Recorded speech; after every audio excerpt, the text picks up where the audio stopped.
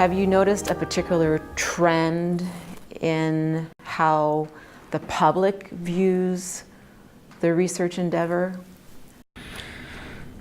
That's really a good question. I don't know. I would say in many ways, no. I only knew really about research from being a research subject in college before I got into IRB work. Certainly, I think in terms of appreciation for IRB work, even among the research community, there's still a lot of folks that just don't quite really know what an IRB does. They know they got to get approval, they know they're looking at the ethics or the regulations, but couldn't tell you the first thing about how an IRB assesses a protocol or what the meetings are like. They're just detached from that. So for the general public, I think they're even further removed. I mean, you could read stories all day about the support trial, for instance, which is in the news right now a lot. And a lot of those stories will talk about the fact that this study had been reviewed and approved by a number of IRBs, and it might even say Institutional Review Board, and it might even say groups that oversee the conduct of research. But that really doesn't tell you the whole story about what an IRB is. And because we tend to look at research in the public domain when something bad happens, the good news is bad things don't happen that often. So I think when they do, there is momentary awareness of the research enterprise. It's often biomedical focused. I mean, I think people know that drugs have to get approved by the FDA and that there obviously is a development process for them. What I think most people aren't aware of is just how much research beyond the narrow clinical research context goes on a daily basis. I mean, at our institution, out of 4,000 or 5,000 submissions, only half of them are on the biomedical side, and only a slice of those are clinical research. So no, I would say the average, man on the street or woman on the street is not that in tune with the world of research on many levels, unless they're going through something personal, like a health event or something, and research kind of creeps into the picture at that point because they're asked to be in a study, but they haven't probably thought about it very long or very hard before that. Do you think they should be aware of it before it hits them in their personal life? I think ideally it would be nice to say they should be aware of it. There's lots of things people should be aware of before they deal with it firsthand, whether it's the Constitution or how a bill becomes a law or things that affect our everyday life that are sort of in our background until we're confronted with them.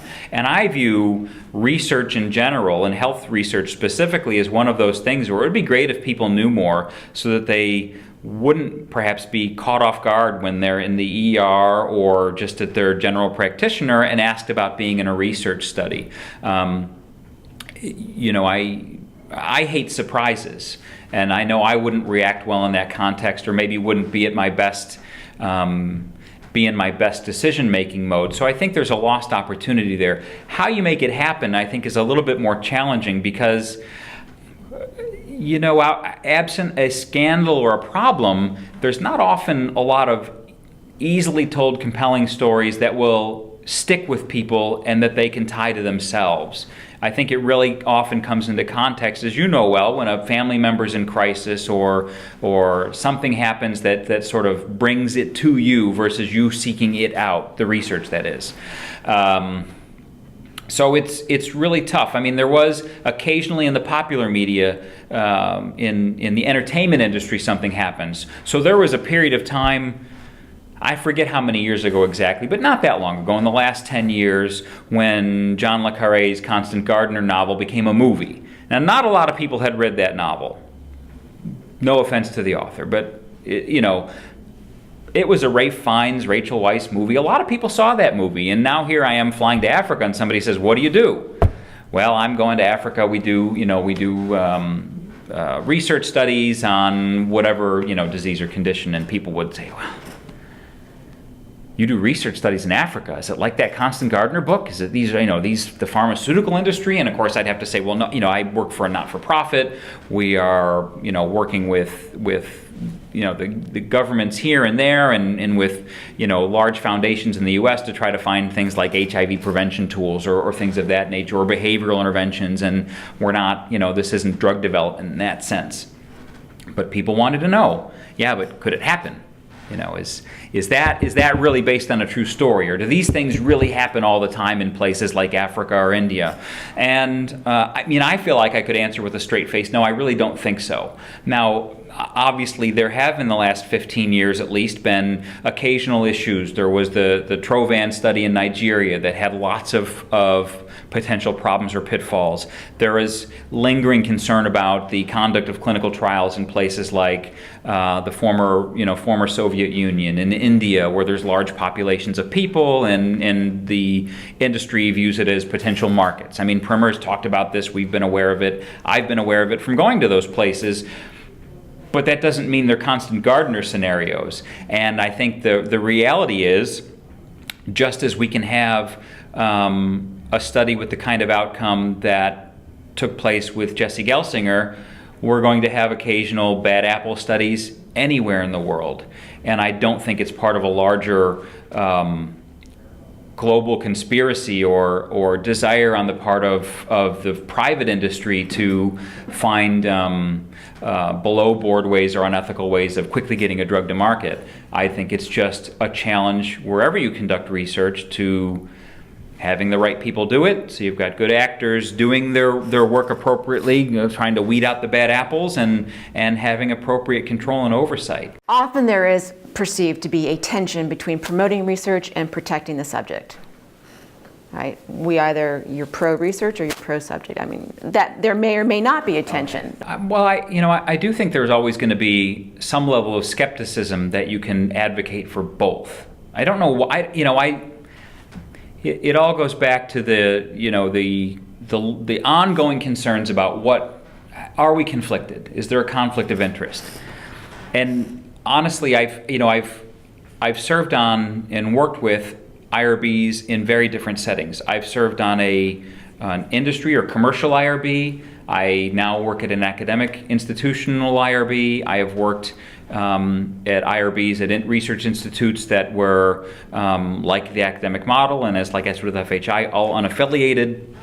And yet somebody can point out why they potentially have this conflict of interest in reviewing the studies that they do, because ultimately it's in their best interest to get it approved. Now, I don't actually believe that it's in their best interest. I mean, I'd like to think that the IRBs are part of a collaborative process, and if they can improve the research, it's their job to do so. I also have a lot of faith personally in the scientific world that when a protocol gets to the IRB, whether it's from industry or from a large research network, that a lot of good thought's gone into it and careful review, and that people typically aren't coming to the table with studies where you look at it and go, oh my gosh, that's like the most unethical thing ever. I like to think that for the most part, the kind of research that people want to do is not inherently unethical to start with. There may be challenges based on the populations or the ways they want to do certain things or how they're going to handle informed consent, but I think they're addressable challenges. And so I think the IRBs can do their job, and if that contributes to research being viewed as a good thing, I don't see a problem with it. I don't know that IRBs are out there advocating for research, but I have no problem with the research community doing that. At the end of the day, a lot of the research that goes on is ultimately, I'd like to think, in the public's interest. I mean, we want cures to diseases. We would love to find a cure for HIV, and we shouldn't be ashamed to admit that. We also shouldn't say that, well, because we're advocating for that, then we can't trust the people that are reviewing and putting these research studies together. What I find particularly interesting is that when we look at the problems in research or the perceived scandals of the last decade, the last 15 years if we go back, they're quite isolated, and they're, in hindsight, have been fairly easy to pick apart. The Gelsinger study's certainly been through the ringer from a media perspective, and it's been something we've talked about and sort of in a post-mortem have said, here are some places we could have done better. But I think it's a fairly isolated case. When we do our At Your Doorstep PRIM&R training presentations, when we look at the real scandals in the research world, most of our examples are from 40, 50, 60 years ago. I mean, one of the biggest scandals of the last 2 years was the Guatemala research. Well, that was from the 1940s. we shouldn't be sort of coloring the research of today with things that we all acknowledge were really bad 50, 60, 70 years ago. That's, again, not to say things are perfect now, but I think we have to take into account that the research world, I think, has come a long way in that sense. To me, nothing has replaced Tuskegee as like the one thing we're going to go to in our trainings and say this is like the granddaddy of bad research is Tuskegee. We haven't found a replacement for that yet, and that came to light 40 years ago now. So I'd like to think that the research world, through a combination of regulation and better understanding and better oversight, has done a pretty good job of reforming itself and understanding the right way to do research. And it won't be perfect. The support trial debate's a big part of that, and even on that one, opinions are all over the place. Very strongly worded endorsements of the research and very strongly worded denouncements of the research. I don't think there were a lot of strong endorsements of Tuskegee when it first came out, or to this day. So it's, to me, that really says something. If you could finish the sentence, if only, what would you change without regard to the need for resources or Sure. power? If only, what would you change? I think one thing that I would probably change is that, there's I think there's a couple things, and one more broad sort of societal level thing is engagement with the communities. There are some research networks. The HIV prevention research world and vaccine research world has really come a long way and led the way in community engagement. A lot of those study sites have active community engagement groups that are really considered part of the research endeavor. They are invested in the study. They are not afraid to be vocal critics of studies, to suggest ways to make it better. And there, I think you can say there is better community level awareness of research, what it means, why it might be good or bad for the community. That's the exception, though. Most of our research doesn't follow that way. And I do worry sometimes that our IRB world is still a bit too sequestered from regular society. A lot of us still have sort of the minimal requirements of just one or two non-affiliated outside members on our boards. That they're certainly not representative of the society at large, and I don't think we do a good job of reaching out to the community more in that sense. I also don't know how we should do that, but I know we're not doing it, and that would certainly be better. Another thing that does have me to some extent concerned is that, and this also I would say started around the late 90s or early 2000s, when so many institutions had their assurances suspended for largely procedural reasons. And that caused such a shift towards thinking about everything as compliance, that it has led to some things that I think have really negatively impacted IRBs in the sense that they're more focused on compliance with regulations than stepping back and thinking about ethical issues and having rich discussions around that. Going from an institution that, for example, that wasn't AHRP accredited to one that is, was a significant shift for me. I think AHRP brings a lot of value to the regulated community, but I do worry that it's also it has trouble finding balance. If it's sort of a Venn diagram of research, of regulatory compliance and ethical oversight, how much of that's sort of getting blocked out by this compliance aspect. I see people talking on the IRB forum about regulatory compliance quite a bit and how to sort of meet that strict letter of the regulation. And I think we're increasingly handcuffed or prohibited from thinking outside the box. So the flexibility that's in the regulations is sort of being eroded by this need to maintain compliance. Checklists that are 20 pages long, and if I can just check every single box on here, it must be an ethical study because I could check these boxes. What happened to the independent thinking and the ability to have a discussion about it and say to ourselves, can this be compliant with the regulations and ethical? Is there a potential that the regulations make us do things that in some ways may almost seem like they're eroding the ethics? And that seems backwards to me. So I worry about that. I worry about the role of compliance in all of this. Perhaps there'll be some course correction now that we're so many years into it, but it sort of remains to be seen. The ANPRM, if the regulations themselves are ever reformed, I don't know what the impact of that would be on that, but that's certainly a concern that I have. You mentioned you've been involved with PRIM&R since way back when you were doing the dentistry. Yeah, so I was quickly encouraged to become part of the PRIM&R community. And at that time there was PRIM&R and there was IRENA. IRENA was the Applied Research Ethics National Association, and that's where the people like me who were running IRBs were gravitating towards to learn how to do that job better. And PRIM&R was obviously the parent organization, and but PRIM&R and IRENA were still, in many people's eyes, fairly distinct. And it was actually the IRENA side that I went towards, because I was told that if you wanted to get involved, that was your avenue for access. You go into IRENA, and if you're a roll up your sleeves kind of guy or gal, they'll give you things to do and you can work on it. And we were largely expected to be self-motivated and self-sustaining. The amount of support we got from the PRIM&R office at the time was fairly limited, because PRIM&R was a much smaller organization. It hadn't matured into what it is today. And around the time I'm getting invested in this, we still had representatives to the IRENA Council, which was a geographically dispersed council of governing people that governed IRENA, managed its bylaws, had regular meetings. They were not totally free of PRIM&R oversight from the board of directors, but they were semi-autonomous.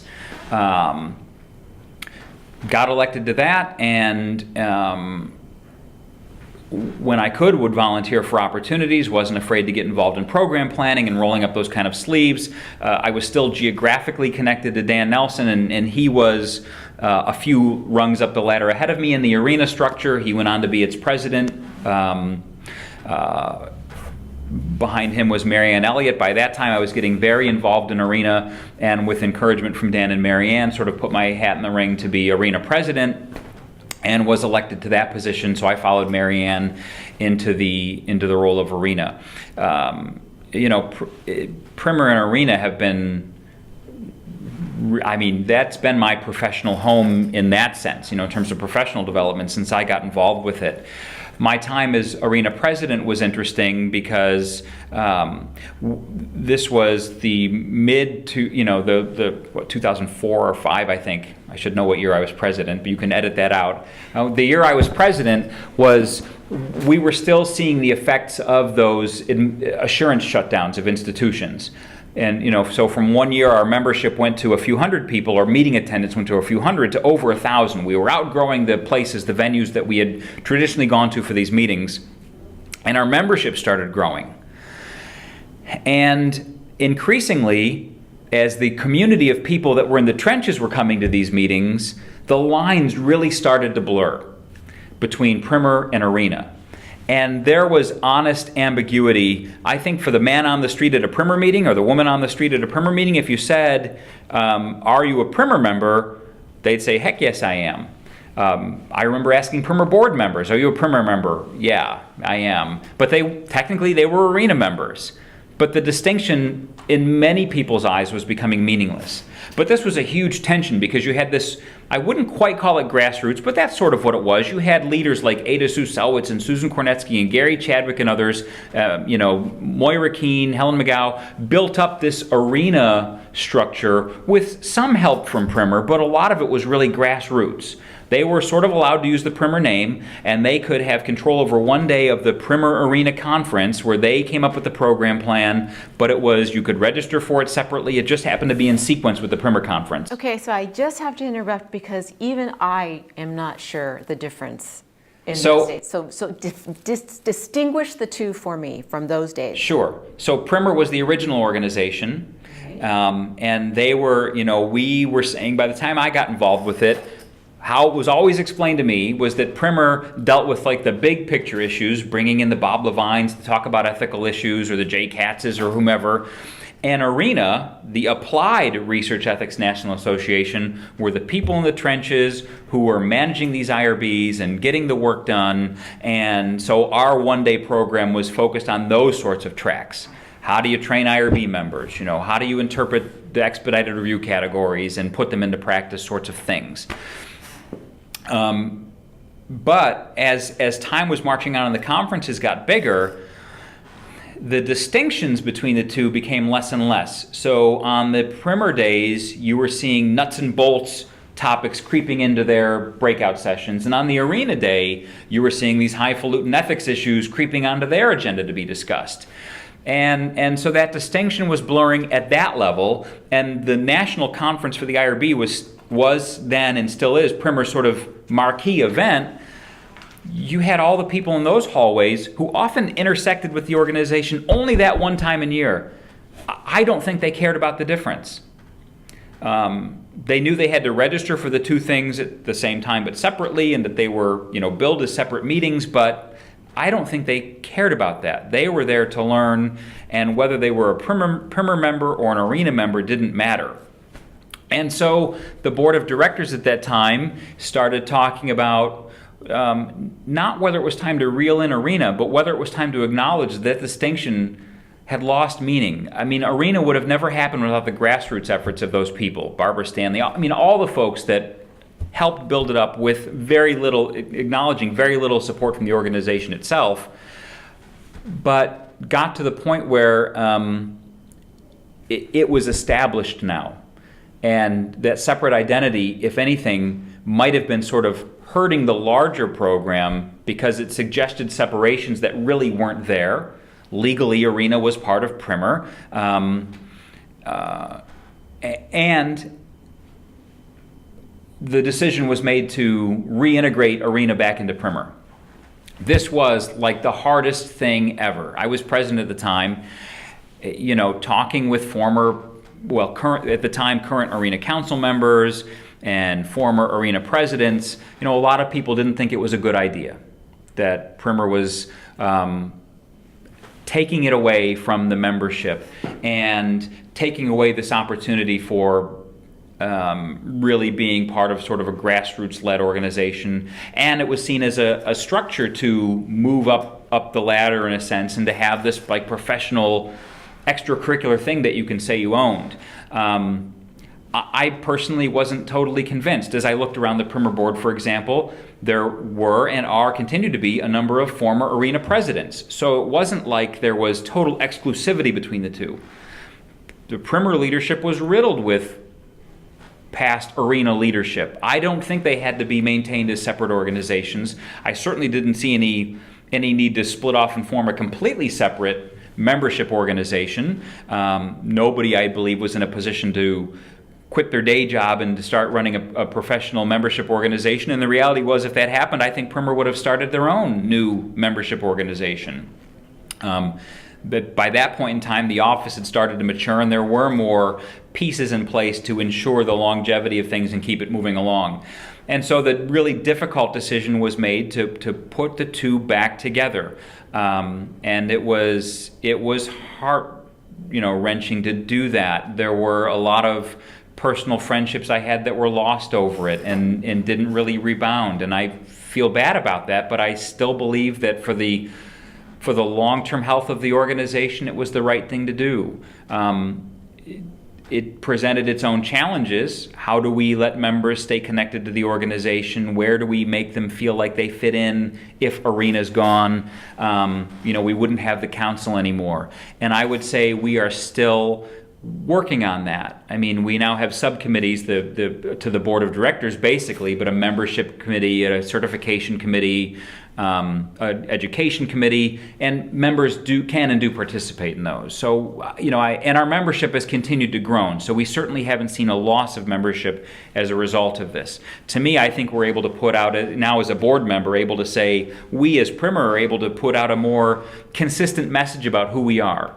We're a nonprofit organization dedicated to the promotion of ethical research. We have a vibrant and active membership of over 4,000 people who come to our meetings, who volunteer to help do the work.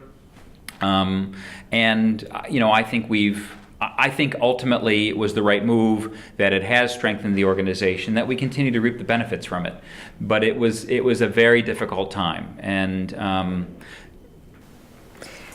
where do you think PRIM&R is going in the next 5 or 10 years, or what challenges do you see PRIM&R needing to deal with? I think PRIM&R has a number of challenges and opportunities. We're about to enter a period of leadership transition that is really a significant one, given Joan Racklin's long tenure with the institution. She is PRIM&R in many ways. A difficult individual to follow, and so it's going to be a tough job for whoever takes on that role to follow in Joan's path and take the reins. So that will be a challenge for the organization. I believe we're about to enter a period of transition for our board of directors for a number of reasons. Between term limits and people that have been at it for a long time moving into retirement and phasing out of it, there will be new perspectives and faces coming to the leadership of PRIM&R. So not just at the level of our executive director, which is the day-to-day leadership and running of it, but our board of directors as well. And so that's going to be, these are challenges for the organization that I think we're ready for, but that have to be prepared for. Fortunately, PRIM&R has a tremendous staff. If there's one, capstone achievement of Joan's, it's been getting the staff to where it is now. In the last 10 years in particular, the changes that have happened at that level have just been incredible. The PRIMRARENA merger could not have happened without that. Without the foundation of that office staff being in place. So there are certainly those challenges. There's also the challenge that we're not the only kid in town. PRIM&R has supported AHARP since its inception, helped conceive AHARP and get it going, but AHARP has its own workshops and conferences. They are currently the big dog of accreditation, and we can't ignore that. As an organization, I think that's a challenge, is to figure out how we fit in the world with them. And when I say the world, I mean it more broadly. I think the international component is another emerging challenge for PRIM&R, not just from AHARP, but even the CITI folks, the Collaborative IRB Training Initiative, which has really been an amazing resource to the research community. My institution uses it, thousands of institutions use it now. But they have an expanded global presence, and I would say PRIM&R's been a step behind in figuring out where it wants to go in the world in terms of broadening its horizons. And we're working on that now, in fact, today. But it's I think figuring out how to be a global presence without losing sight of who we are at our core and what our long-standing core constituency is will be an interesting balancing act, and figuring out our way in the world will be something that's going to take a little bit of time and sorting out. I think those are the biggest challenges, but at the same time opportunities. I think it's time for PRIM&R to look beyond our U.S. borders and figure out how we can bring what has been a successful PRIM&R message in the United States and North America to some extent. How do we bring that same message to the other continents in a way that isn't just us coming in and saying, here's the American way to do it, but really be more of a global partner in these projects and endeavors. So. One of the interesting things from my FHI days is that one of the things that we did when we went out into the world and visited research sites was that we started to look for opportunities to support local ethics committees, and put a lot of work into that. We developed an ethics curriculum that they could use that was not just focused on U.S. regulations. It really was about the broader ethical issues and didn't worry so much about compliance. And we made that available to people around the world. It was translated into several languages and put to use. We also did a lot of on-the-ground sort of capacity building and technical assistance. We were helping IRBs develop SOPs and come up with templates or forms that they could replicate and use locally, try to get them involved in things like PRIM&R through scholarships and whatever. So we definitely, I feel like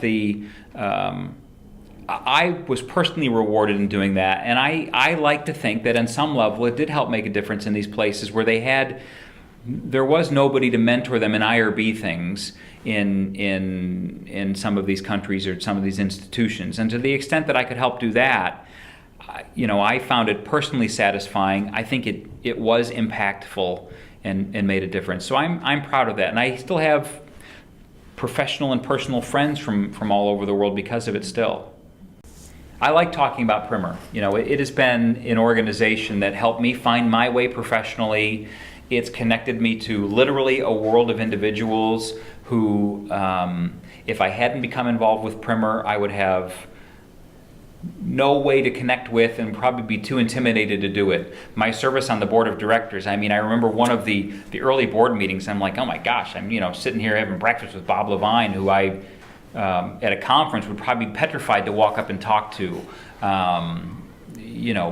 Leonard Glantz and people of sort of that level. And then professionally, when I'm having a problem at work, I now have like these walking encyclopedias I can call. I can call Ada Sue Selwitz and say, how in the world do I help me figure out this really tough question? I am struggling, and I need, even now after so many years in it, this is a new one for me. I need some help, and can you do that? And Ada Sue's my PRIM&R mom in many ways. I don't know if you've ever heard that story, but another time. She is. I'll tell it very fast because it's a good one. Actually, tell it slow. Tell me the story. So we're heading to San Diego for the PRIM&R conference, the annual conference. This was, I guess, 3 years ago, 2.5 years ago, and Ada Sue's on the board of directors with me and has been a mentor over this time. And we end up on the same connecting flight through Atlanta. So she had flown from Kentucky to Atlanta, and I had flown from North Carolina to Atlanta. And we're waiting in line to get on the airplane to head to San Diego. And it's good to see you. And Ada Sue is bright and bubbly. And so we end up standing in line together to get on the airplane. So we board at the same time. And at that point, I was flying all the time. And if there was one benefit to that, it was that I was like platinum on Delta and often got upgrades and things. And I had been upgraded to first class, and Ada Sue hadn't.